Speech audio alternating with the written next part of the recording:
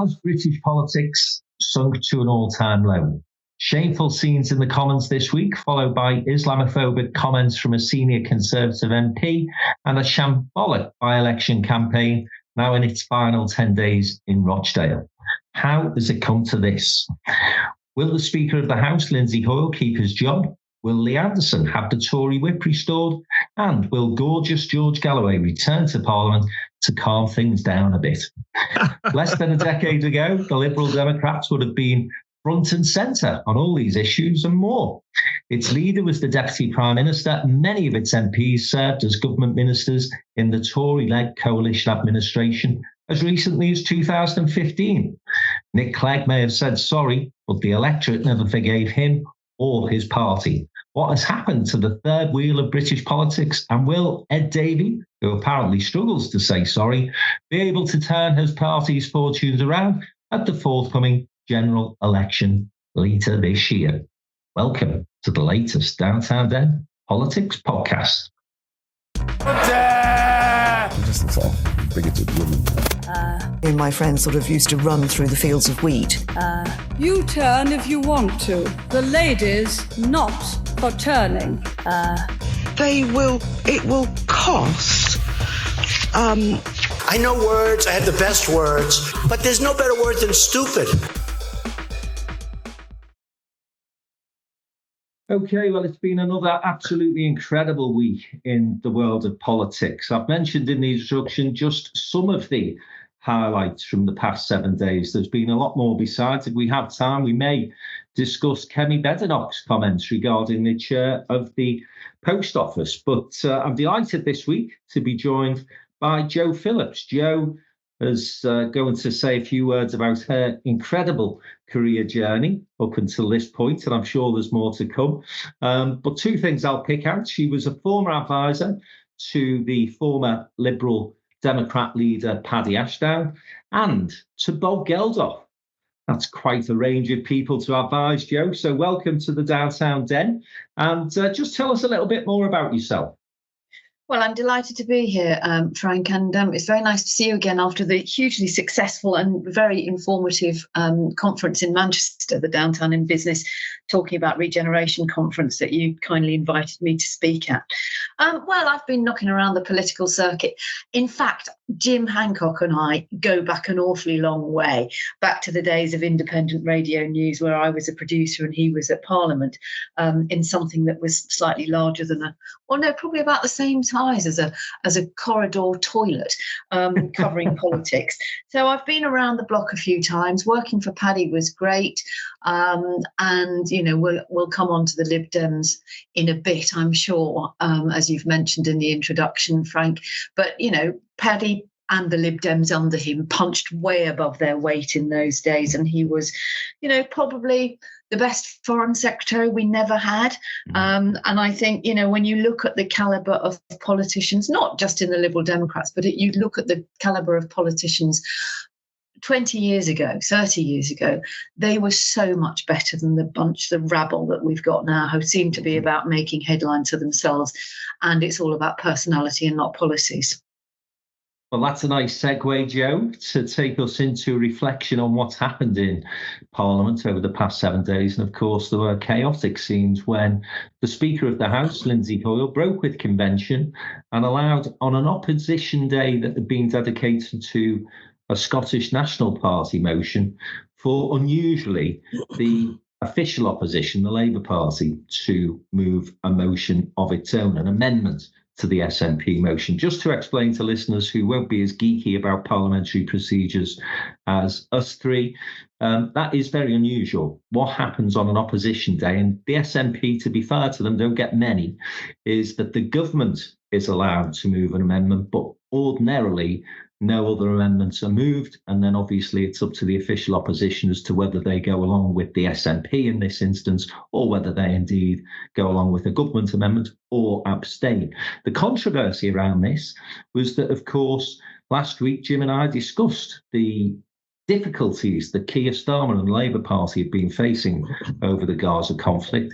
Starmer's failure to call for a ceasefire up until very recently has caused an awful lot of upset amongst the Muslim community and Muslim Labour supporters. And of course, many Labour MPs work in constituencies that have big Muslim populations.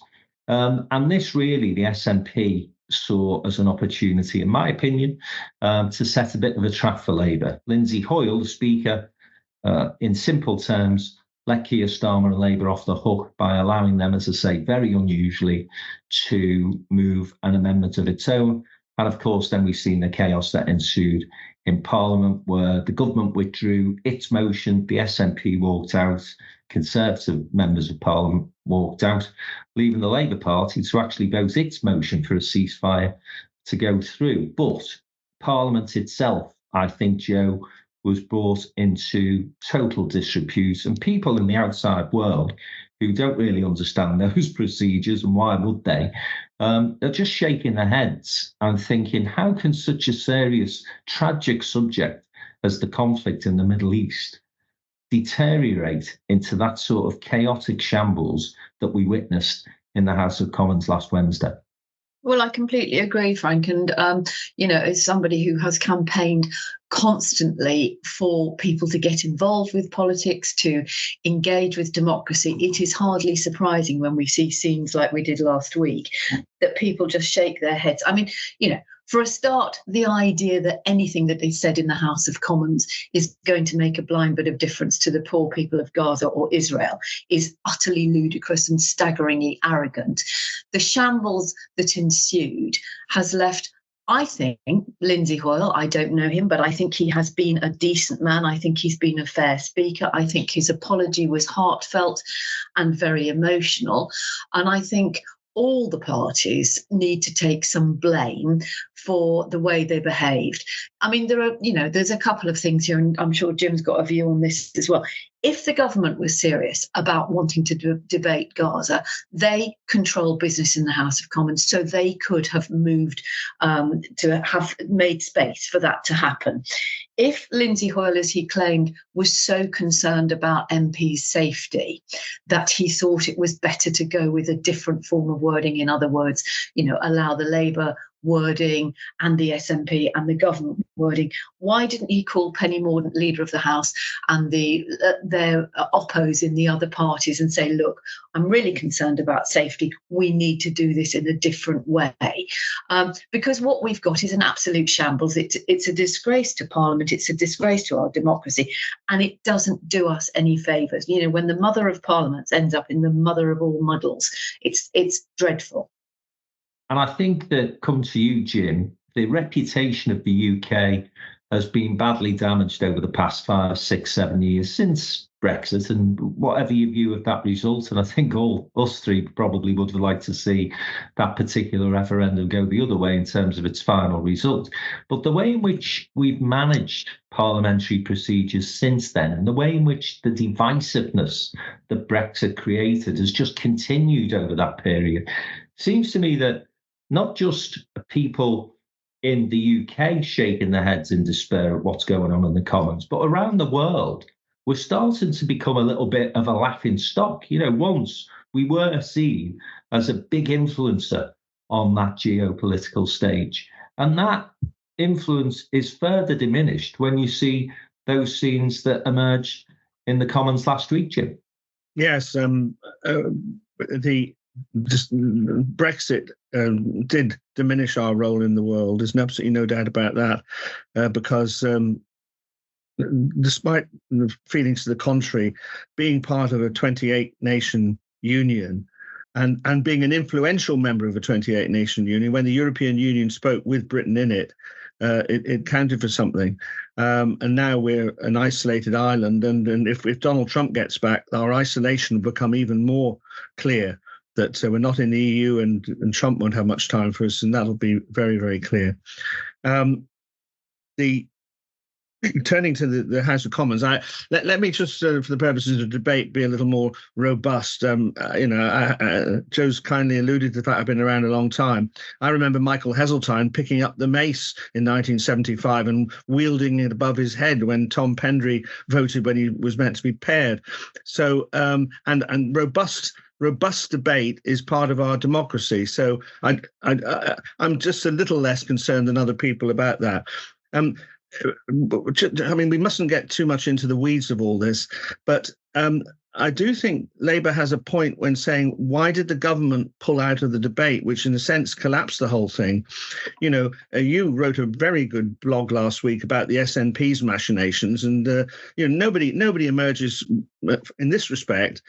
It was, as you analysed, political machinations going on. The SNP wanted to embarrass the Labour Party and get back on the front foot in Scotland, which I think, incidentally, they slightly have as a result of this. The Conservatives, I think, late in the afternoon decided to mess things up, because if they had the votes to vote down the Labour amendment, and then the SNP's amendment could have been put. But you know, all that aside, coming to Lindsay Hoyle, I think he'll probably carry on. I wrote my blog about paying tribute, as Joe has alluded to the work he's done in, I think, one of the most important things has been forcing the government to come to the House of Commons to answer questions when they tried to bypass Parliament and make announcements outside. So I think it's a tragedy is the wrong word to use in this context, particularly in this context. But, you know, it was a real change from Bercow, but he did make a mistake. And I think the biggest mistake was, and this is probably something we want to talk about, he said one of the reasons was this protection of MPs. But the fight back from the Conservatives on that has been quite convincing, in my opinion. If Westminster is going to change its procedures because of intimidation of MPs, then we are in real dire trouble. And I think Jo made the point, didn't she, that if that was the genuine concern, and I've no reason to believe that it wasn't, Lindsay Hoyle, as you say, has done a good job as Speaker. He's an honourable guy. I don't buy this idea that Labour politicians or the Labour leadership have put him under pressure, because that would have left them open to so much potential criticism. Hoyle simply needed to take the chair and say, look, despite the pressure that the Labour leadership have tried to bring me under, we're just going to go with the day's proceedings as they are. So I don't buy that there was pressure put on. I think it was, as I say, genuine concern.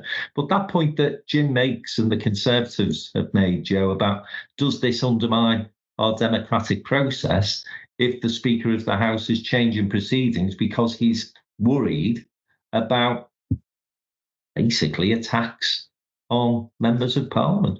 Yes, I think it does. However, you know, the government has undermined the democratic process, you know, over and over again, not least of all through Boris Johnson lying to Parliament, lying to MPs, lying to the public and lying to the Queen. And as you rightly say, or as Jim rightly says, you know, Lindsay Hoyle has been very stern with ministers who've decided to make announcements by Twitter or through the media or speaking at some crazy right-wing conference somewhere instead of coming to the House for proper debate. So, I mean, I think there are genuine concerns about threats. And I think, you know, I think it's really important to say, and I'm sure Jim would agree with me, that most people go into politics for the right reasons. They don't go in to line their pockets or to grandstand. And the pressure on politicians, whether you're a local councillor or you're an MP, are enormous. And it's not just you, it's your families. And we've seen, you know, Mike Freer, who is standing down after his office was firebombed. We have seen and heard countless reports from people like Jess Phillips, the MP for Birmingham Yardley, you know, 600 rape threats in one day.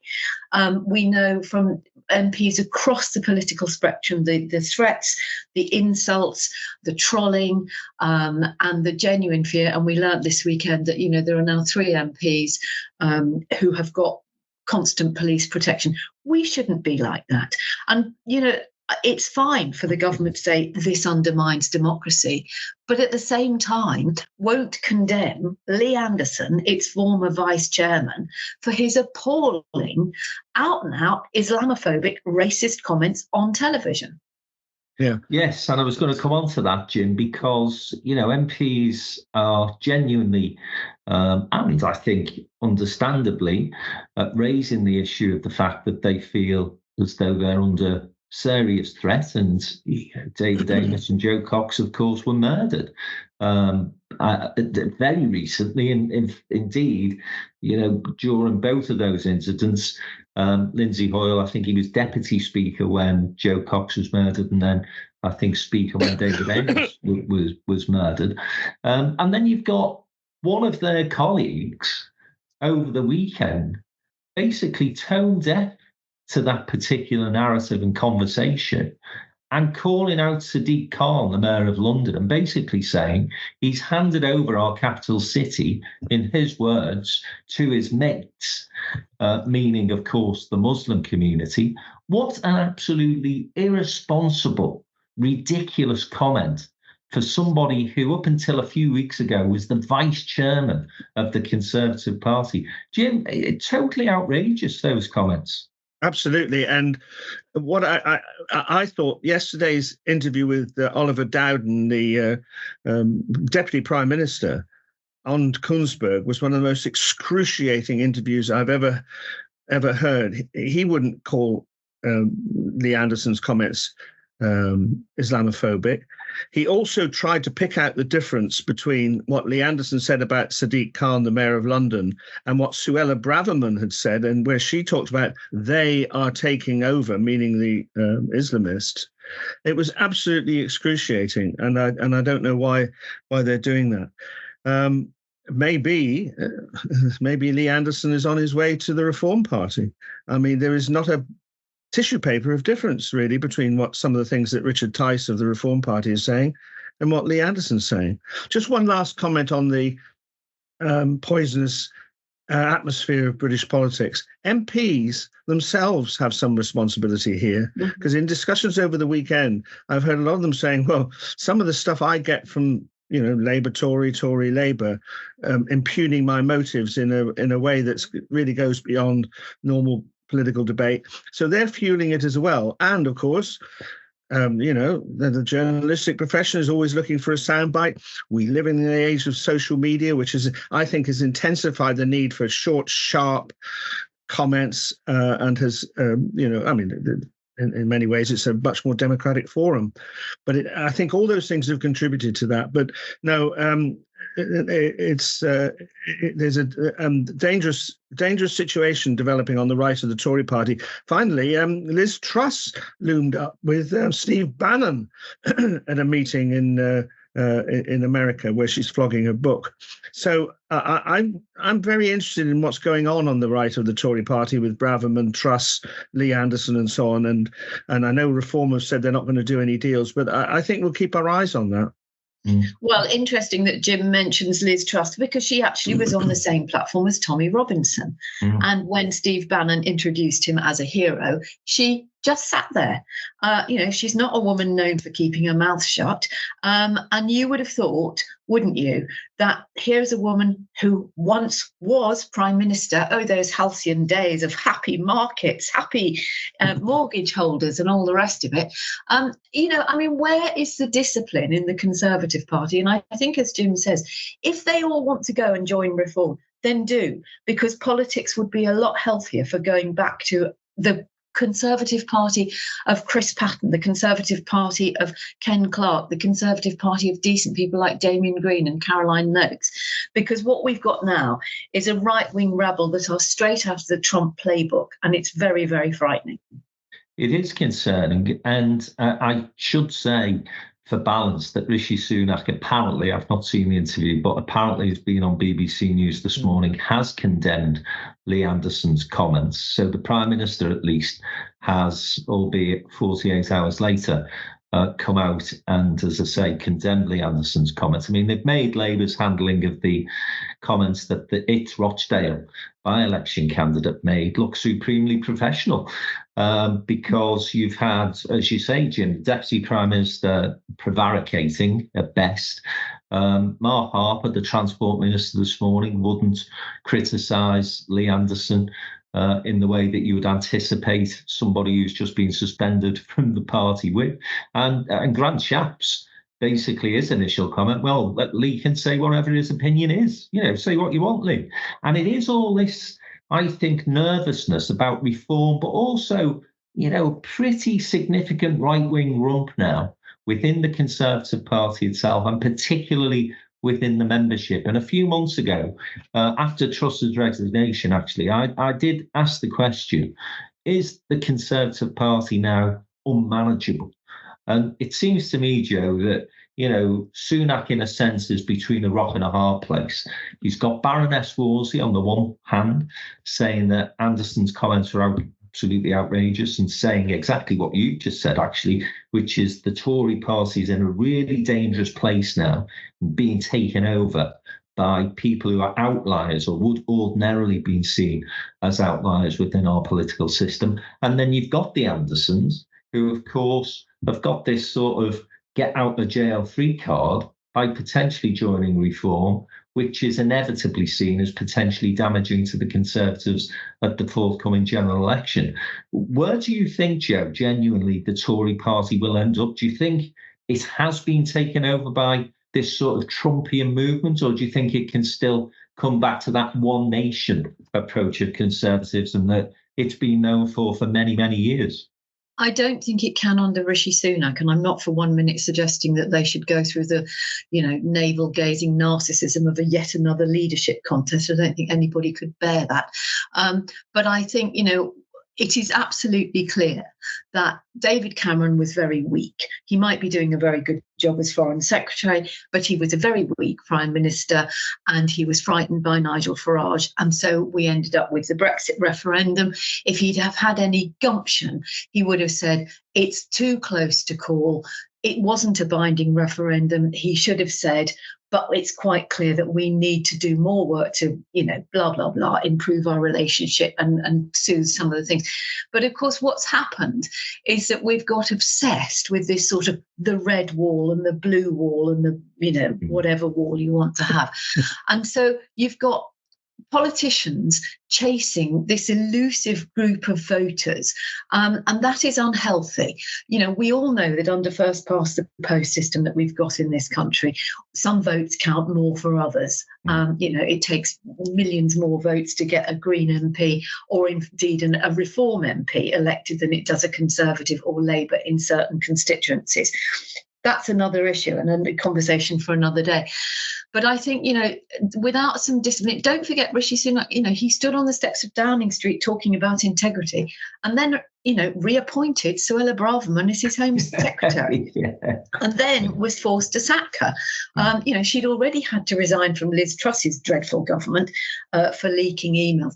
So, you've either got to be really firm and say, right, that's it. This is my party, like it or lump it. And this is the way we're going, and let them peel off. Or you continue. And I think part of the problem, and Jim and I have certainly been knocking around Westminster in various corridors, bars and other places over the years to know that the influence of people outside of politics but within the political circle is immense. So you've got lots of very smart, clever young people telling not very bright MPs, you've got to do this because this is what the focus group says. You've got to do this if you want to get the red wall. If you say this, it'll get hits on Twitter. We are so far away from policy, from long-term thinking, from anything to do with the country and the people who live in this country. It's all about whether you can win. And that is not the right attitude to politics. And talking of winning, Jim, we are now about 10 days away from the Rochdale by-election. Thursday. Is it this week? Oh, we're not 10 days away. I've missed a week. I do apologise. We're 3 days away. You've been in your midwinter hibernation. Gosh, doesn't time fly when you're having fun? Hey? So 3 days away from the by-election. And on a serious note, the poor people of Rochdale, what an absolutely shit show they have had to put up with over the past month or so.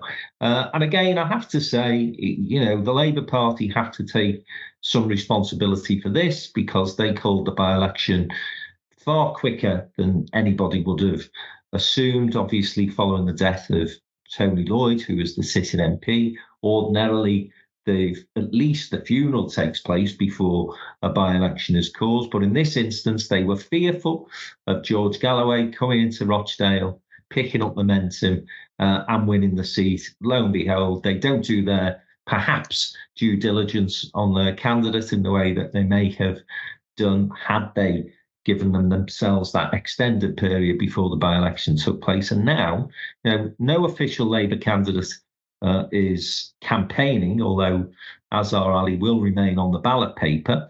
And then you've got Galloway, former Labour MP, of course, expelled. Then you've got Simon Danchuk standing for reform, former Labour MP, expelled. You've got the Green candidate who withdrew from the contest because of past comments he'd made on social media. So the poor people of Rochdale, Jim, what are they going to do on Thursday, do you think? Well, I've got another piece of news in case you haven't heard it, and this is beyond parody. Apparently, the Conservative candidate is on holiday. Now, and I mean, that is so disrespectful of the democratic process. You wonder how much further down we can plunge, but that is just inexcusable.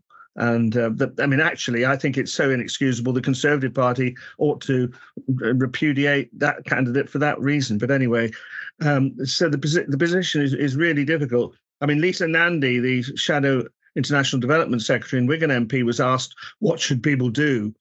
And obviously, she was in a great difficulty, but she did say they should vote for a candidate that isn't going to stir things up. So obviously, that was an anti-Galloway push. It is a very, very difficult situation. But I want to support you in saying the people of Rochdale don't deserve this. I know for family reasons Rochdale very well, and I'm looking forward actually to being a guest of the mayor later in March because they've recently refurbished their magnificent town hall.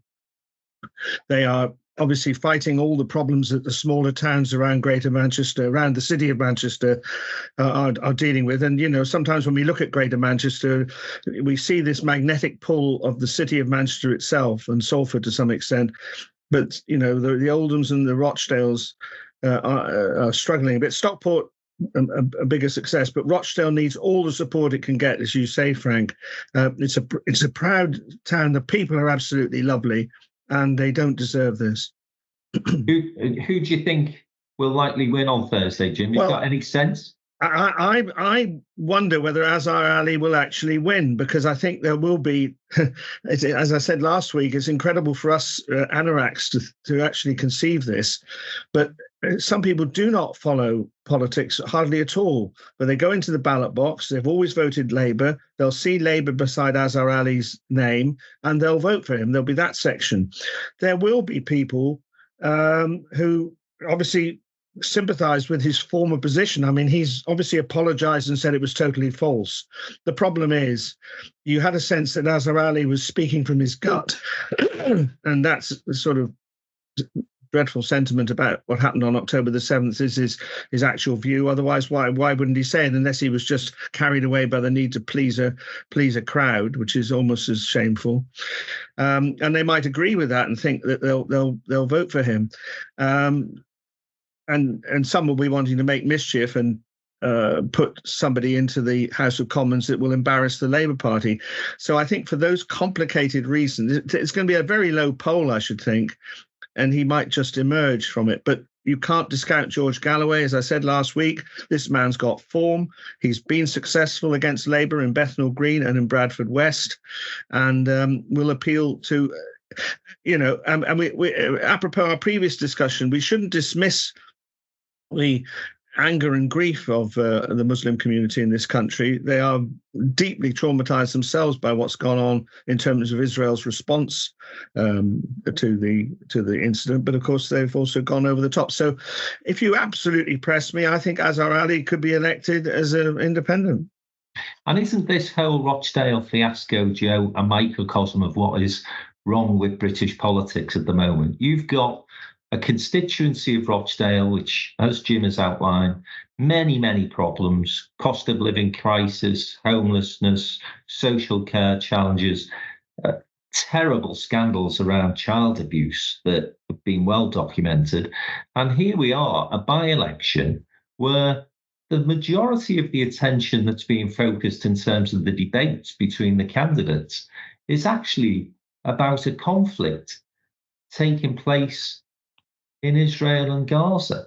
Now, as important as that is, and of course, part of the community will be very exercised by that particular conflict, there are literally thousands of white working class people in Rochdale who will be shaking their heads in despair, Joe, and saying, why is this by-election about Gaza? Why is it not about the problems and the issues that we have to face and the challenges that we have in this town on a daily basis? It's absolutely tragic, isn't it? Yeah, it's awful. And, one can only sympathise, as you have so eloquently put it. It's dreadful. It's a shame on our democracy. What would you do? I mean, I was just pondering, listening to you and Jim talk just there, if every single eligible voter went out and spoilt their ballot paper, would there then have to be another by-election? I mean, they made a terrible mistake by calling it, as you said, so soon before Tony Lloyd had even been laid to rest. But, if every single person went out and made a protest vote and said, none of the above, this is a total sham, would, and I don't know the answer to this, Jim might do, would it then mean actually there does need to be another by-election? Because that would be quite a voice to people in Westminster and beyond, and the media, to say, actually, listen to us. We need to talk about the issues on our doorstep. No, that wouldn't happen. One person voting would be sufficient to get a result. But let's not be, I'm a bit surprised you haven't made this point, Joe, let's not be completely unfair here. The Liberal Democrats, who, in my memory, thinking back, well, let's not remember Cyril Smith too much. Well, that's what I think that's part of the problem, Jim, for the Lib Dems, isn't it? But since him, Liz Lynn and Paul Rowan were Liberal MPs, and this was a northern bastion, an urban northern bastion of the Liberal Party and the Liberal Democrats. And as far as I know, their candidate has done nothing wrong. So he is available, and, maybe he will tap into that sort of sleeping Lib Dem vote. And as again, Jim illustrates his professionalism in terms of being able to offer a segue into our next conversation. We're going to take a short break, though, and when we come back, we'll be talking about the Liberal Democrats. Whatever happened to the third wheel in British politics? Joe Phillips, as I've mentioned, was an advisor to Paddy Ashdown, one of the big beasts of British politics. And since Paddy, I would suggest it's been downhill. But Jim and Joe may have a different view. Stay with us. We'll be back in a moment to talk all things Liberal Democrat.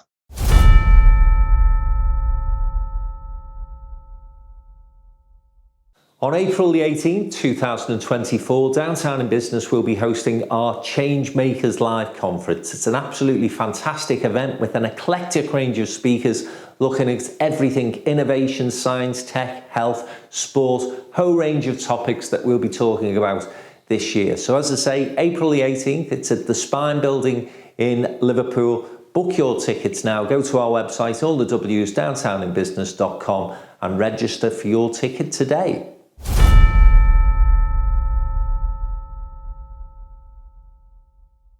Welcome back to part two of this week's Downtown Den political podcast. I'm delighted to be joined as ever by our political commentator, Jim Hancock, and also Joe Phillips, who was a former advisor to Paddy Ashdown. Well, she wasn't a former advisor. That sounds a bit daft, actually. She was an advisor to Paddy Ashdown, formerly in a previous life. You know what I mean.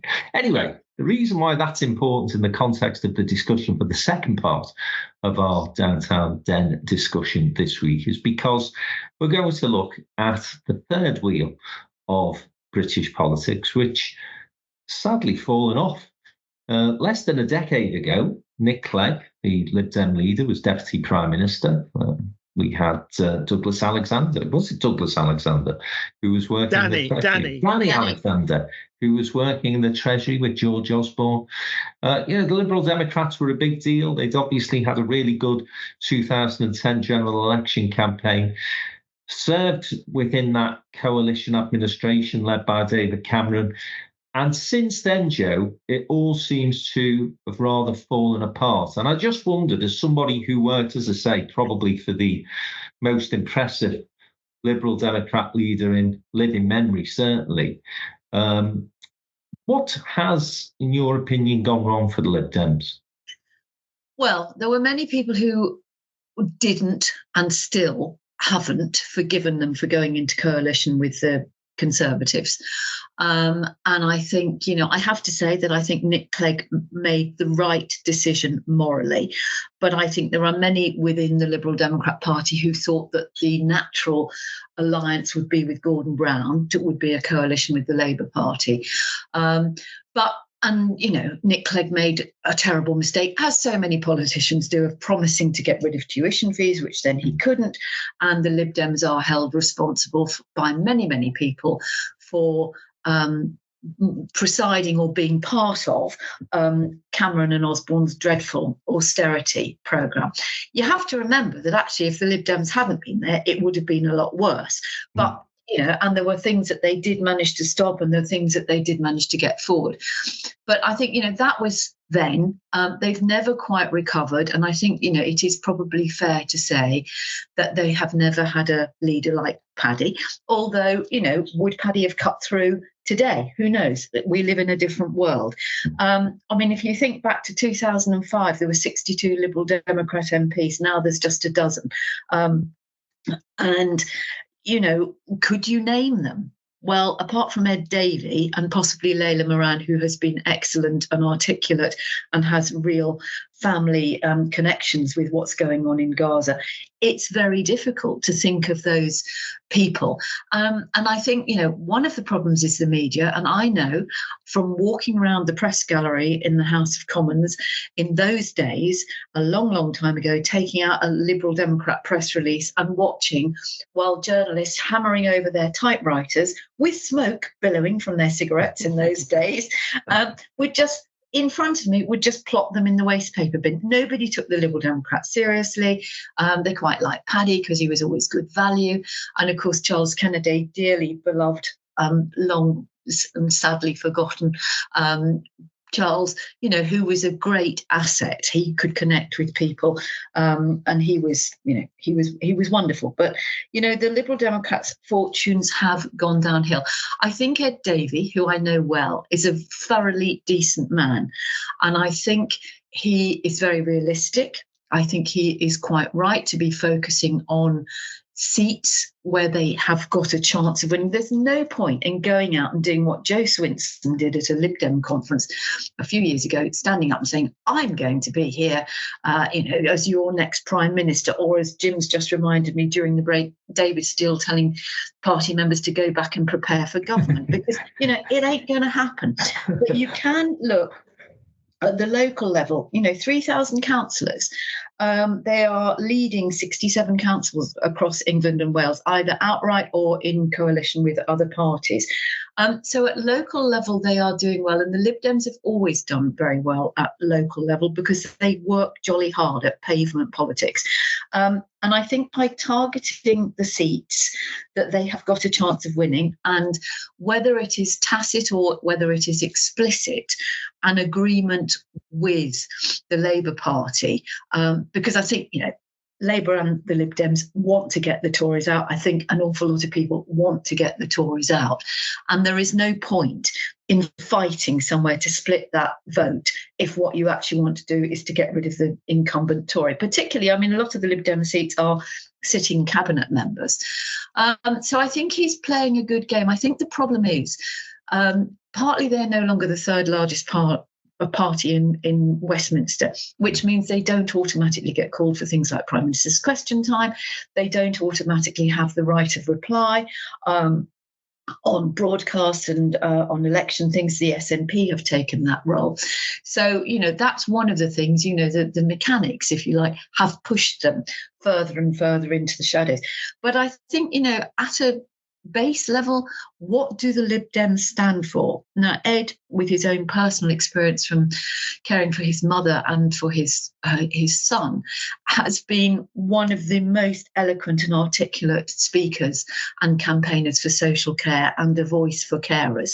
But that doesn't cut through when you've got, as we've been talking, the noise and the shenanigans of everything else going on. And I think they have to be bold. They have to decide, what is it that we actually stand for? Is it we are the party of Europe and we want to rejoin the EU, which obviously will cause a lot of hatred, and the Daily Mail would have a field day, or whatever it is. They just need to find something that is their brand, if you like, because being nice and not being Tory is not enough. They need a signature policy. Joe, just a couple of things to pick up on there in terms of, and by the way, forgive me, I forgot, I'm terrible that I did, Charles Kennedy, of course, who was a great Lib Dem leader as well. But the thing about Ashdown and Kennedy, they had that gut instinct, didn't they, I would suggest, yes. in terms of they could pick an issue, they were good with the media. And in comparison to Ed Davey, and I jokingly said within the introduction, Nick Clegg's famous apology, which went down like a cup of cold sick, but at least he was able to say sorry. Ed Davey struggled to say that word when he was being quizzed the other week about the post office scandal. I know. And it just seemed to me and that's what I said. He seems to lack that political instinct, Joe.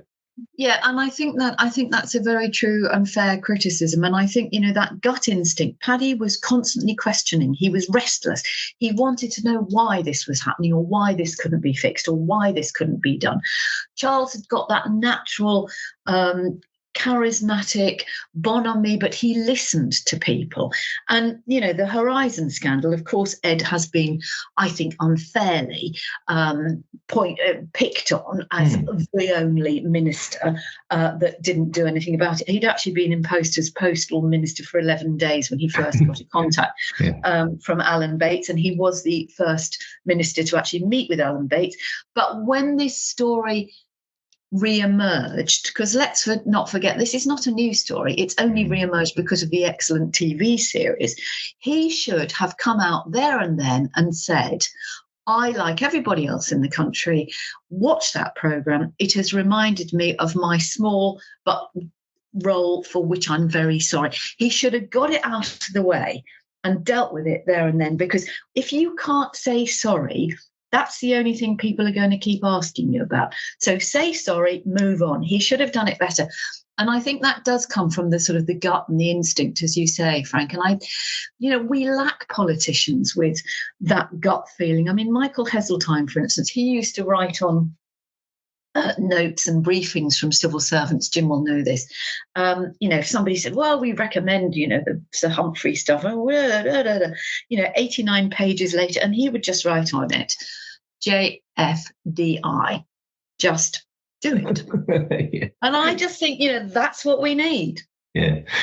And Jim, some great points that Joe's made there, and reflections on the last 10 years, I suppose, of the Liberal Democrats' history. And going back to those coalition days, I just wonder, I totally agree with Joe that I think it was difficult for the Lib Dems, however many of them wanted to move in the direction of the Labour Party and Gordon Brown. And certainly, by all accounts, Paddy Ashdown was one of the people who were encouraging that.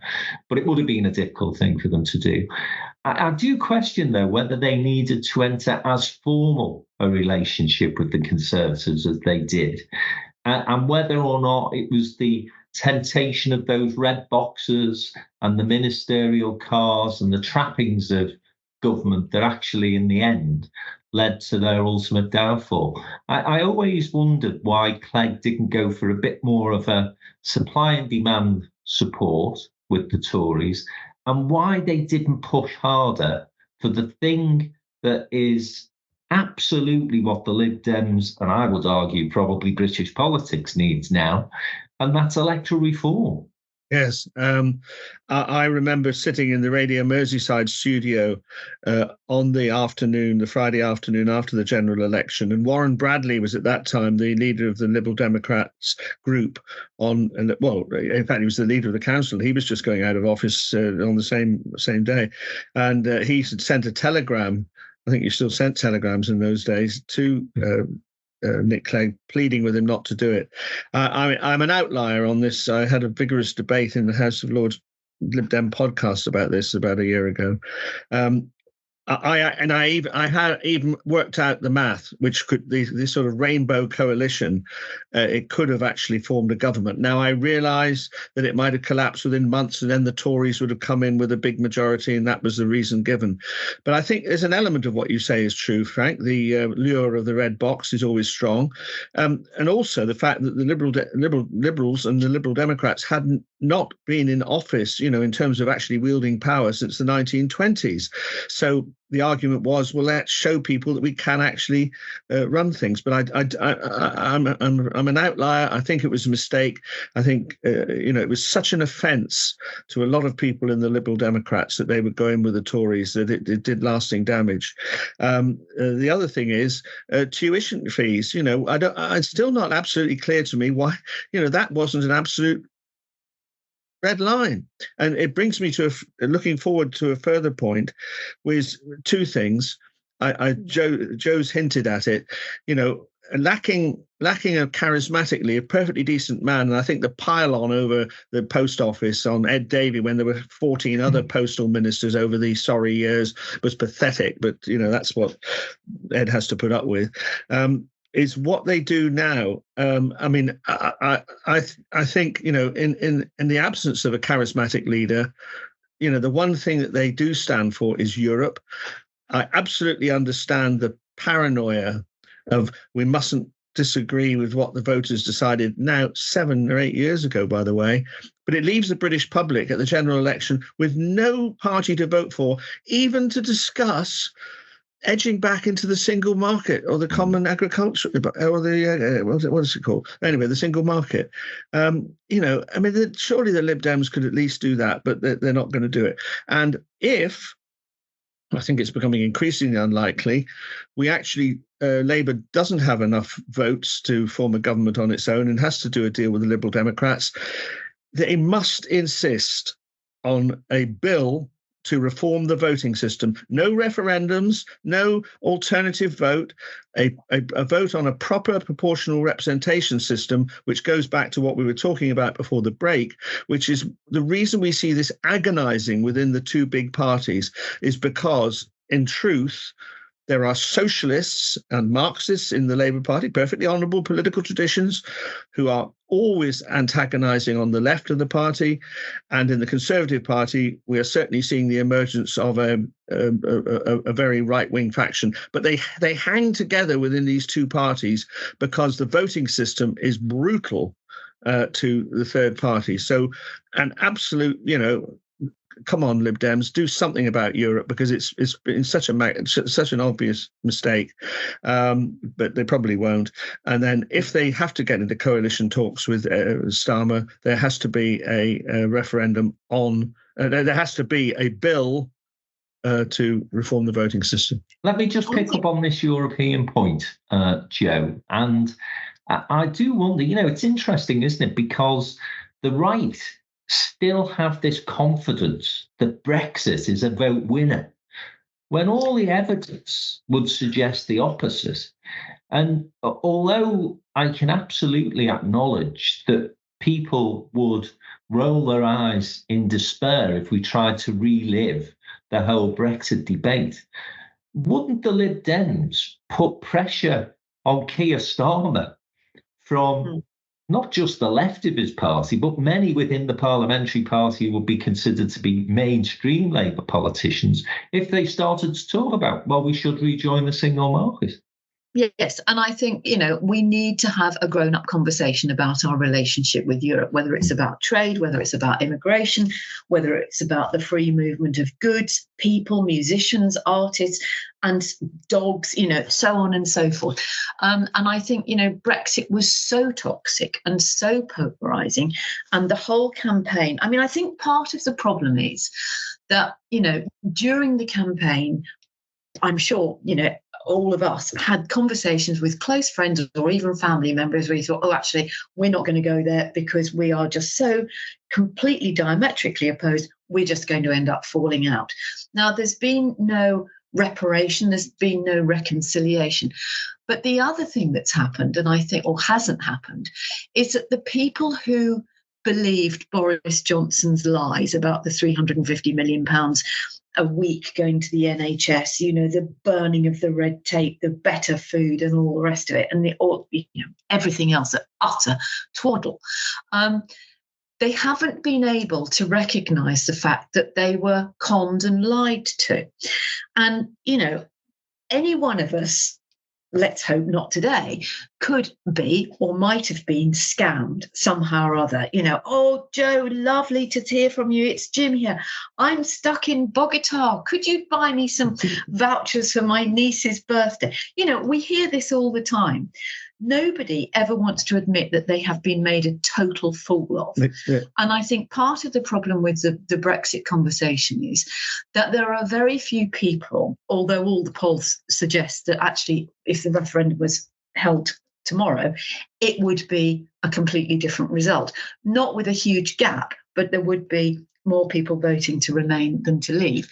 But we've got to be able to have a conversation where people are able to say, I made a mistake. And we don't all sit there going, well, any fool could have told you that, because that's not going to get us any further. So I think, to go back to your point, Frank, yes, the Lib Dems could be part of that process. And it's a voice that they've got that I think would resonate with many people. If I could just briefly make the following remark, I absolutely am against saying to anybody, you made a mistake. My whole trajectory, my suggestion to the Liberal Democrats would be to look to the future, because we don't have to litigate the past, just to tell people. I mean, business, the trade paperwork that's having to go on now is unbelievable, the form filling that people have to do. Even the supply of drugs into this country, there's a big crisis in our pharmacies. And part of that is because Europe has been stockpiling and we've not been getting it. The expenditure on the NHS that Johnson promised, we'll look at the NHS now. And the crucial one, we'll have our secure borders. Well, that's not been achieved by Brexit. So, we absolutely don't have to blame people for what they did in 2016. It was a different world a long time ago. So any party that picks this up, and I agree with Frank, it ought to be the Labour Party as well, absolutely looks to the future and say that the problems are so-and-so. But if we could go back in, I have to say as a caveat, though, Joe, if they want us back, because they will want some assurance that they're not going to have what was broadly the theme during our whole membership. It's what I call the one foot in the door approach. There was always these rows going on about Schengen or the Mrs. Thatcher's rebate. They will want some assurance that we're going to approach it in a different spirit. But of course, it's going to be difficult because the Tory party could well be looming in opposition to any move towards Europe, saying we'll reverse all that when we come back into office. And that might be a huge inhibitor. The only final thing to say is, of course, the European Union itself is considering reshaping itself and having a core of really dedicated, almost federalists, and then at least one outer core of countries, associate members. And that may be a way forward. Yeah, no, I completely agree with you, Jim. And I wasn't for a minute saying that people should be told they've made the mistake. That what I actually said, but nobody wants to admit they've made a mistake, which is why we need to move forward. And I think we've got there's an awful lot has happened since then. We've had COVID. We've got invasion of Ukraine. We've got war in the Middle East. We've got the dreadful possibility of Donald Trump coming back. We've got NATO expansion. We've got right-wing populists around the world. We need to keep our neighbours close, and our trade. Minette Batters is leaving as, or has left as president of the NFU this week, and she's been talking about food security. That is as important as the absolute nonsense of our secure borders. And I can tell you now, I'm sitting here in Kent. It is blowing an absolute gale. Nobody will be crossing the Channel today. Probably not even the ferries, actually, to Calais. But Rishi Sunak will claim, oh, look, we've got the numbers down. The only thing that makes a difference is the weather. Yeah, very, very good point. And I think that, hung by his own petard in a sense, in terms of those 5 pledges he made when he did take over the prime ministership from the wonderful Liz Truss, of course, and stop the votes was one of them, bring down NHS waiting lists, I think grow the economy. I think he's failing on all 5 pledges at this moment in time. But the big one was the feeling I think we all had that at least you had a grown-up coming back into into 10 Downing Street who would bring some degree of maturity back into political debate. I'm afraid he's failed on that as well. And as a result, of course, people are starting to already jostle for position as far as the Conservative leadership, the next leadership, is concerned. And that brings me to the final point of today, final conversation point of today, which is Kemi Badenoch's comments last weekend about the chair of the post office. And of course, there was an almighty row broke out. He was suggesting that the government had tried to delay payments, slow down payments, so that the coffers at the Treasury would look a little better, frustrate people. People, of course, since that scandal started, have passed away. As you say, Joe, it's been going on for many years. The television drama has brought it back into focus, but it's been going on for many years now. But what struck me as surprising in terms of Badenoch's intervention is why? Why did she feel the need to pick a fight, such a high-profile way that she did? And is that the sort of character that the Conservative Party really want to elect as the next leader, probably of the opposition, when in that particular role, you do have to be, I would suggest, quite a smart negotiator, facilitator. You have to get on with people. You certainly have to get on with the press. You have to get on with colleagues within your own parliamentary party who perhaps don't 100% agree with you. And then you've got to convince the big wide world out there that you're worth voting for as a Prime Minister. Joe, what's your sense of Kemi Badenoch and her intervention on that, but a general sort of pugnacious approach to everything that seems to be put in front of her? I think it's trying to look tough, but actually not recognising, and I think it goes back to the comments you made earlier about that sort of your political intuition, your political gut feeling. Would you have a woman like that running a business? No, because she'd piss off everybody. And although somebody would say, oh no, she's great, she's straight talking, she tells it how it is, she's not going to put up with people having time off because their kid's sick or anything like that, or contractors are late. But you have to, as you said, and as you know all too well, you've got to work with everybody. You've got to work in a broad church. She didn't need to get involved. She should have just ignored it. She could have sent a letter to Henry Staunton, but she didn't even do it in the House of Commons. She went on Twitter, for God's sake. I mean, is she 16 or is she a grown-up? It is just embarrassing. And frankly, if that's the best that the Conservative Party have got to offer, somebody who thinks by talking tough is actually going to make up for a lack of policy, a lack of consideration, a lack of nuance, and a lack of the ability to listen to people. And Jim, the other thing I'd say in terms of that particular issue is that, as Joe said, that no need in a sense for it to get involved.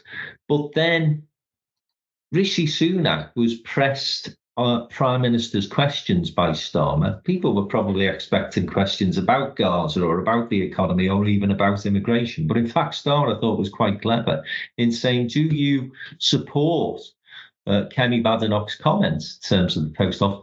And interestingly, Sunak dodged the question. So it might be something. I know we've had all this chaos this week around the Speaker's decision that we've discussed, and so attention has been diverted away from Badenoch's row with the former post office chair. But it might come back, Jim. And given Sunak's reticence to support her, are we confident that actually the former chairman of the post office won't be able to say, you see, I was telling the truth and Badenoch actually was telling lies to the Commons? She could potentially get into real problems, couldn't it?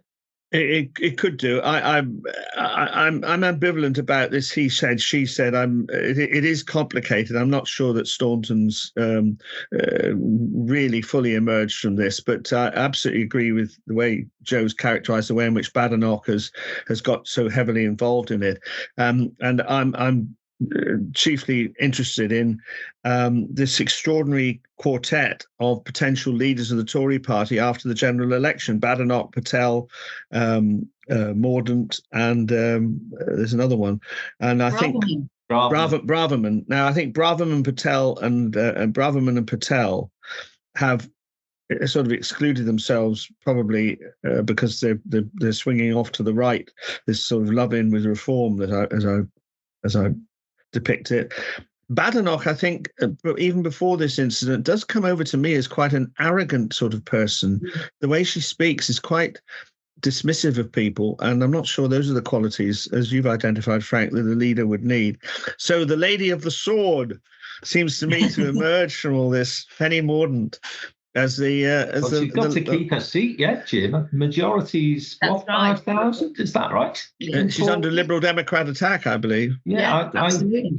She's going to be, struggling to save a seat, and which is why apparently she is one of the people agitating for a change of leadership before the general election, because obviously if she became Prime Minister, it will give her a better chance and a better profile in terms of retaining that constituency. So there you go. The machinations within the Tory party are absolutely incredible. I wouldn't rule out Priti Patel.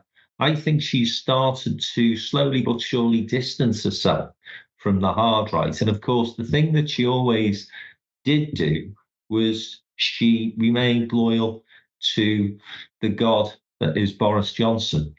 And so I think that within the membership of the Tory party, Priti Patel might be seen as, I'd never thought I'd hear myself say this, the reasonable candidate to go forward.